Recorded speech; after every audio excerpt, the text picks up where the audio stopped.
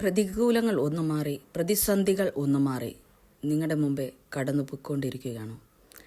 ഒരു പ്രതിസന്ധിയിൽ നിന്ന് കരകയറുമ്പോൾ മറ്റൊരു പ്രതികൂലം നിങ്ങളുടെ മുമ്പിൽ കടന്നു വരികയാണോ?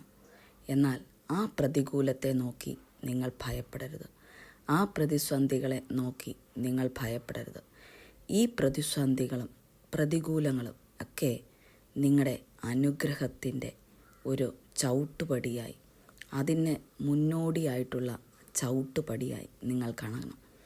ഒരു കുന്നുണ്ടെങ്കിൽ ഒരു കുഴിയുണ്ട്, അതുപോലെ ഒരു കുഴിയുണ്ടെങ്കിൽ ഒരു കുന്നുണ്ട്. അതുപോലെ തന്നെയാണ് പ്രതികൂലങ്ങൾ നമ്മുടെ ജീവിതത്തിൽ കടന്നു വരുന്നുവെങ്കിൽ, പ്രതിസന്ധികൾ നമ്മുടെ ജീവിതത്തിൽ കടന്നു വരുന്നുവെങ്കിൽ നാം മനസ്സിലാക്കേണ്ടത് ഒരു വലിയ അനുഗ്രഹം ദൈവം നമുക്കായി വച്ചിരിക്കുന്നു. ആ അനുഗ്രഹത്തെ നാം പ്രാപിക്കാതിരിക്കുവാൻ, ദൈവത്തിലുള്ള വിശ്വാസത്തെ നമ്മളിൽ നിന്ന് എടുത്തു മാറ്റുവാനായിട്ട് പിശാച് നമ്മുടെ മുമ്പിൽ കൊണ്ടിടുന്ന ഒന്നാണ് ഈ പ്രതികൂലങ്ങളും പ്രതിസന്ധികളും എല്ലാം. എന്നാൽ ഈ പ്രതികൂലങ്ങളെ ജയിക്കുവാനായി, ഈ പ്രതിസന്ധികളെ ജയിക്കുവാനായി, ഈ പ്രതികൂലങ്ങളെ തരണം ചെയ്യുവാനായി, ഈ പ്രതിസന്ധികളെ തരണം ചെയ്യുവാനായിട്ട് നമ്മുടെ കർത്താവ് നമുക്ക് അഭിഷേകവും ശക്തിയും ആ ദൈവത്തിലുള്ള വിശ്വാസവും ഉറപ്പും നമുക്ക് നൽകിയിരിക്കുമ്പോൾ ധൈര്യമായി ഇരുന്നു കൊണ്ട് ചെങ്കടലിൻ്റെ മുമ്പാകെ മോശ ആ വടി വീശിയപ്പോൾ ദൈവം പറഞ്ഞു അവനോട് ചെങ്കടലിലേക്ക് ആ വടിയെ നീട്ടുവാൻ. അവനറിയാമോ അവിടെ ഒരു വലിയ പാത, അനുഗ്രഹത്തിൻ്റെ പാത ദൈവം തുറന്നു കൊടുക്കുവാൻ പോകുന്നു എന്ന്? അറിയില്ല. പക്ഷേ ദൈവം പറഞ്ഞത് അവൻ അനുസരിച്ചു. നാം ദൈവത്തിൽ താഴ്ന്നിരുന്ന ദൈവത്തെ അനുസരിക്കുക. നാം മറ്റുള്ള പ്രതികൂലങ്ങളെയും പ്രതിസന്ധികളെയും നോക്കി ഭയപ്പെടരുത് എന്ന് വചനം നമ്മെ പഠിപ്പിക്കുമ്പോൾ നാം ആ വചനത്തെ അനുസരിച്ച് നാം മുന്നോട്ട് പോവുകയാണെങ്കിൽ ആ ചെങ്കടലിനെ മധ്യേ, ആ ചെങ്കടലിനെ രണ്ടാക്കി മാറ്റി നിർത്തിയിട്ട് അവിടെ വഴി ഒരുക്കി കൊടുത്ത ആ ദൈവം, അതുപോലെ യോർദാൻ കടക്കുവാൻ കഴിയാതെ ഇരുന്ന ഏലിയാവിനെ ദൈവം യോർദാൻ കടക്കുവാനായിട്ട് ഇടയാക്കിയതുപോലെ ഒക്കെ നമുക്കും പല രീതിയിലുള്ള ചെങ്കടൽ പോലെയുള്ള, യോർദാൻ പോലെയുള്ള, എരിഹോ മതിൽ പോലെയുള്ള പല പ്രശ്നങ്ങളായിരിക്കും നമ്മുടെ ജീവിതത്തിൽ നാം അനുഭവിച്ചു കൊണ്ടിരിക്കുന്നത്.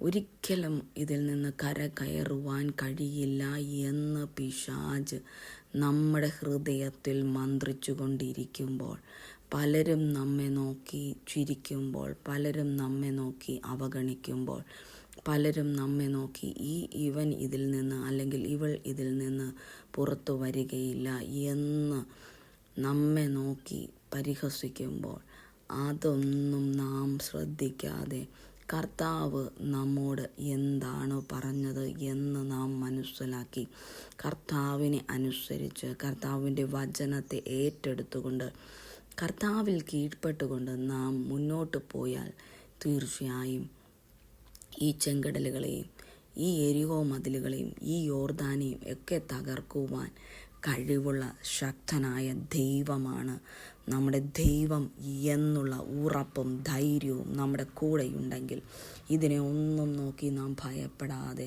ഇതിനെ ഒന്നും നോക്കി നാം പതറാതെ, ദൈവത്തിൽ മാത്രം പ്രത്യാശ വച്ചുകൊണ്ട്, ദൈവത്തിൻ്റെ ശബ്ദങ്ങളിൽ ഉറപ്പിച്ചുകൊണ്ട്, ദൈവം നമ്മളെ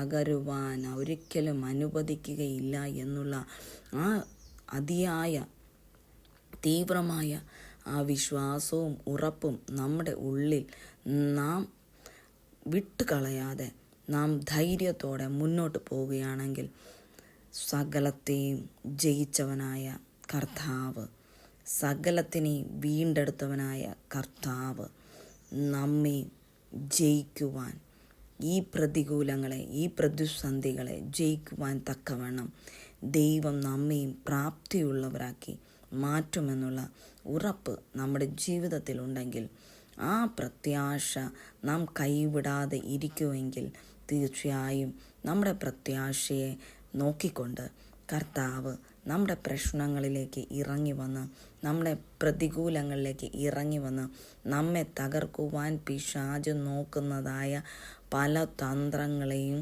തകർത്തുകൊണ്ട് ദൈവം നമ്മെ പുറത്തു കൊണ്ടുവരുവാനും ആ പ്രതികൂലങ്ങളെയും പ്രതിസന്ധികളെയും ജയിച്ചുകൊണ്ട് ദൈവം നമുക്ക് നൽകുവാൻ നിശ്ചയിച്ചിരിക്കുന്ന ആ അനുഗ്രഹത്തെ പ്രാപിക്കുവാൻ, ദൈവം നമുക്കായി വച്ചിരിക്കുന്ന നന്മയെ പ്രാപിക്കുവാൻ നാം ഭാഗ്യമുള്ളവരായി, ഉറപ്പുള്ളവരായി നാം മാറുകയും ദൈവത്തിൽ പ്രത്യാശ വെച്ച് ദൈവത്തിൽ മാത്രം ധൈര്യപ്പെട്ടുകൊണ്ട് നാം മുന്നോട്ട് പോകുവാൻ തക്കവണ്ണം ദൈവം നമ്മെ ഒരുക്കുവാൻ ഇടയായിത്തീരും.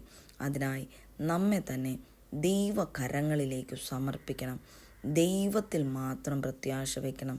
മാനുഷിക ശക്തികളിലോ ഒന്നും നാം പ്രത്യാശ വയ്ക്കരുത്. മനുഷ്യന് എല്ലാത്തിനും പരിധിയുണ്ട്, പക്ഷേ ദൈവത്തിന് ഒരു പരിധിയുമില്ല. ആ ദൈവം നമ്മെ വഴി നടത്തും. ആ ദൈവം നമ്മെ സംരക്ഷിക്കും. ആ ദൈവം നമ്മെ അനുഗ്രഹിക്കും. ആ ദൈവം നമ്മെ മാനിക്കും. ആ കർത്താവിൻ്റെ കരങ്ങളിൽ നമ്മെ തന്നെ താഴ്ത്തി ഏൽപ്പിക്കുകയാണെങ്കിൽ തീർച്ചയായും കർത്താവ് നമ്മെ വിടുവിച്ച് നമ്മെ ഉയർച്ചയിലേക്ക് എത്തിച്ച് നമ്മെ വഴി നടത്തുന്നത് നമുക്ക് തന്നെ കണ്ടു മനസ്സിലാക്കുവാൻ നമുക്ക് സാധിക്കുന്ന ഒരു കാര്യമാണ്. കർത്താവിൽ മാത്രം പ്രത്യാശ വയ്ക്കുക. കർത്താവിൽ മാത്രം ഉറപ്പുള്ളവരായിരിക്കുക. പ്രതികൂലങ്ങൾ നമ്മുടെ അനുഗ്രഹത്തിൻ്റെ ചവിട്ടുപടികളായി മാറട്ടെ. ഈ പ്രതികൂലങ്ങളെല്ലാം, അനുഭവിക്കുന്ന സകല പ്രതികൂലങ്ങളും നമുക്ക് ദൈവം വച്ചിരിക്കുന്ന അനുഗ്രഹത്തിൻ്റെ ചവിട്ടുപടികളായി മാറട്ടെ എന്ന് ഞാൻ പ്രാർത്ഥിക്കുന്നു. ദൈവം അതിനായി ഓരോരുത്തരെയും അനുഗ്രഹിക്കട്ടെ, വഴി നടത്തട്ടെ. ദൈവത്തിൻ്റെ വൻകരം നിങ്ങളുടെ കൂടെ ഇരുന്ന് നിങ്ങളെ വഴി നടത്തുമാറാകട്ടെ.